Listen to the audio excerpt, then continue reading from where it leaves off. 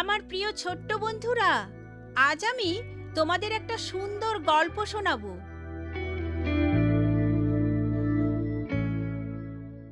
খোঁড়া ব্যক্তি সুস্থ হলো। স্বর্ণ বা রৌপ্যের চেয়ে অধিক কিছু যিশু দিয়ে থাকেন।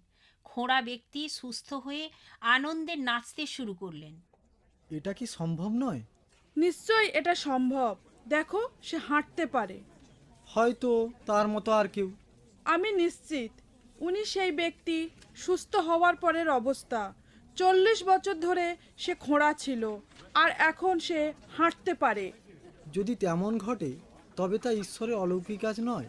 এ ঘটনার মতো আমি আর কখনোই কিছু দেখিনি। দেখো তিনি কতটা খুশি, আনন্দে লাফিয়ে চলেছেন। এটা সত্য। তিনি নাচতে নাচতে যাচ্ছিলেন আর ঈশ্বরের প্রশংসা করছিলেন। লোকজন তার দিকে ও পিতরের দিকে তাকিয়ে রইল। আপনারা আমাদের দিকে তাকিয়ে আছেন কেন?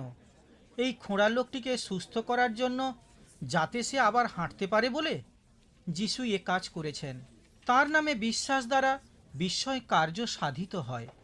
অন্যান্য দিনের মতোই এই দিন শুরু হলো। বিকেলবেলা পিতর ও যোহন সমাজগৃহে এলেন। এটা তাদের অভ্যাসের কারণ ছিল। 3 ঘটিকার সময় সমাজগৃহে প্রার্থনা করতেন। আপনি কখন প্রার্থনা করেন? সমাজগৃহের প্রবেশদ্বারে তারা থমকে গেলেন। একজন খোঁড়া ভিখারি তাদের প্রতি হাত বাড়িয়ে দিল।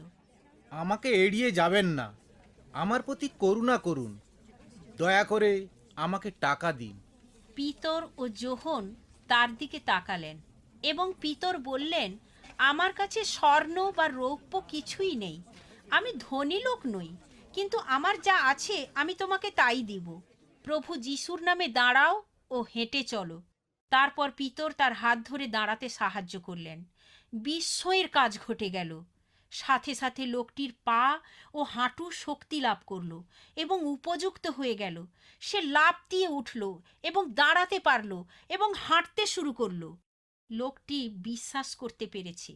পুনরায় সে সুস্থ হয়ে গেল। সে হাঁটতে ও লাফাতে শুরু করল ও ঈশ্বরের প্রশংসা করতে লাগল।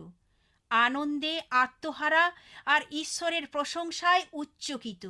আর যতজন তাকে এমন অবস্থায় দেখল, সকলে তার সাথে আনন্দে মেতে উঠল। আপনার জীবনেও যিশু এমন বিস্ময় প্রকাশ করতে চান। শুধু বিশ্বাস করুন।